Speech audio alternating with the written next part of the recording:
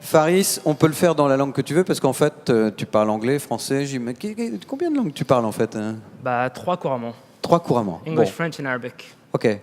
Let's start in French. We can switch depending And on we the can flow. switch. Okay. Yeah.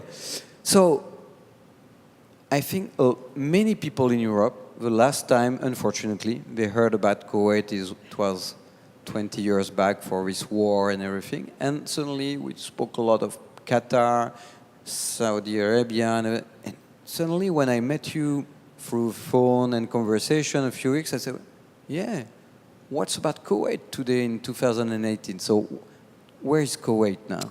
Thanks for the opportunity, Dennis, and a very interesting question. I always say there's an untold story to Kuwait. So most people associate Kuwait with oil and the Gulf War, that's it. But let's dwell back early before 60s, before the modern state of Kuwait as we know today, and before the riches we have today of oil. So before the 60s, Kuwait's government was extremely small, and its economy was basically an SME economy. We had different families that were responsible for different industries, such as those that went to Pakistan and India to bring spices and to trade, those that went to the north to bring water and to sell it in Kuwait, and so on. So basically, it was a commercial and trading hub. The government only had a very small role of regulating the economy. It was very happy, it was very small, it was very regulated. Let's go into the 60s with the modern state of Kuwait and the constitution and the discovery of oil. We became extremely rich, very comfortable, and very lazy. The role of the government, decided to have a bigger investment and started to employ the citizens as a way to give back its riches. So we kept on employing until we reached today, 2018. More than 90% of Kuwaiti citizens today work for the government sector. The private sector is 90%? 90. Wow. Bear in mind, Denise, the population of Kuwait natives are 1.2 million plus. Very small. Yeah. So you can imagine already that is a problem in itself. So going back, very small regulation operation for the government and a big private industry. Today, 2018, we have a big problem. The government has a big stake in the development of the country, whereby its citizens work for the government, and the private sector is extremely small. So today, one of the drivers of the economy we're trying to push for is SMEs, and also having the private sector lead the economy towards the future. Wow, 90%. So how do you want to handle that? Because I know that we spoke a lot about technologies, investing in startups, breaking. So what you want is what? Bringing external expertise, not investment, because I guess you've got what you need. But what you need to make it happen and make that, let's say in 5 years, 10 years, 30% of population will be working for government and 70 will be, I don't know, entrepreneurs, private sector. What's the objective? Excellent question, Dennis. So we have a vision called New Kuwait 2035, which is the vision of His Highness the Emir. And the idea within the vision or this platform, such as Day One, same thing, it's a belief, it's a promise to the citizens. Today, what we're trying to do as a government is to push the citizens and the employees of the government to work the private sector. How are we doing that? Thanks to His Highness the Emir, he created the biggest SME fund in the world, a $7 billion fund for a 1.2 million population. Within this fund, we have the money, as we said and as we discussed. In the beginning, when we started to create new plans and started to decide what we want to do and how we want to put an impact in the world, we said it's not an issue of money. But then we went back to the books and we decided that it is an issue of money. We need money, but not only money as a foreign direct investment. We need the know-how. Today, the fund, most of the citizens that are applying for the fund to get resources to build their SME are not creating value-added businesses. They're not creating businesses in biotech, into health, into fintech. So there's a lack of innovation in the country, and there's a lack of investment in that industry in itself.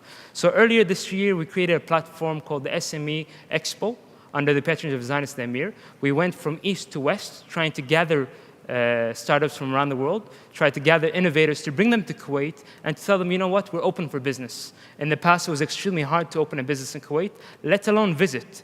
Today, visit visas are extremely easy. To set up a business, you can own 100% ownership and send back your profits. And also, as a Kuwaiti citizen, you can have a 3-year sabbatical and start your business, apply to the fund. If you fail, there's a social safety net. You can go back to your government job. So the key aspect we were talking about day one, since yesterday, of humanity, still applies in the government mentality of how we push citizens toward the private sector. So do you mean that it's open both for Kuwaiti citizens applying for a fund and starting something, but for, let's say that I want to live in Kuwait and invest in Kuwait, so I can apply to this fund, and how does it work? Very good Yeah. question. So the fund's mandate is purely for Kuwaitis. But here is why I'm here actually, is to invite innovators from around the world, from day one, our colleagues, our networks and partners, to come to Kuwait and partner with Kuwaitis so that they can access the fund, start a business and create a new ecosystem.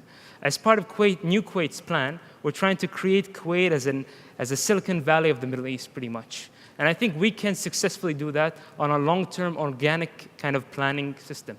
Yeah.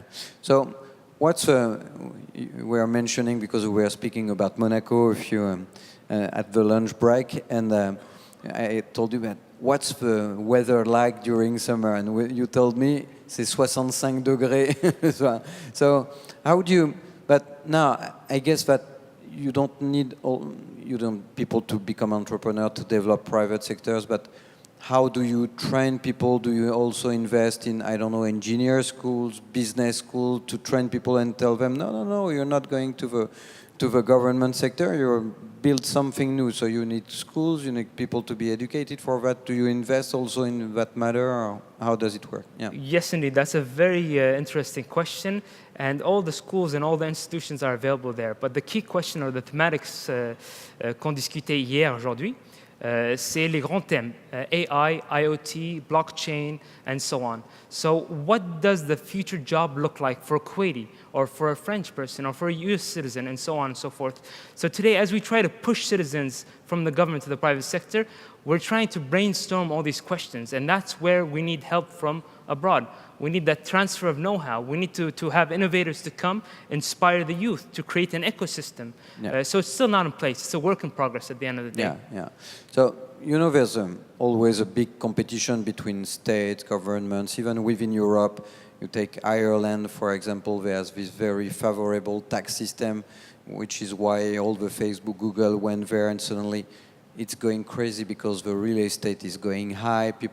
Local people are complaining because suddenly they cannot afford to be in the downtown and everything. But at the same time, there's no more unemployment. In 10 years, they just boost the economy in a very fantastic way. And at the beginning, that was a tax advantage. Is it something you're playing on as well, or? Yes, correct. So we have a new institute, or an institution called KADIPA, Kuwait Direct Investment Promotion Authority, recently established in the last 10 years. And its sole mandate is to invite companies and, like I said, innovators from around the world to come establish their business 100% owned in Kuwait and have tax havens, facilitation with the hiring locals, and so on and so forth. So that's part of our vision, and that's the goal. Today, I think Kuwait is an important and untapped market. It's still virgin. We're slowly starting to open the doors for business. And like I said, as part of New Kuwait's plan, is to announce to the world and tell them, we are open for business. Come visit us, come establish your business. There are 3 important markets that are always unlooked at: Iraq, Iran, and Saudi Arabia. Today, if your business succeeds in Kuwait, you have easy access to neighboring markets that are untapped also. Yeah, of course. So, perfect timing.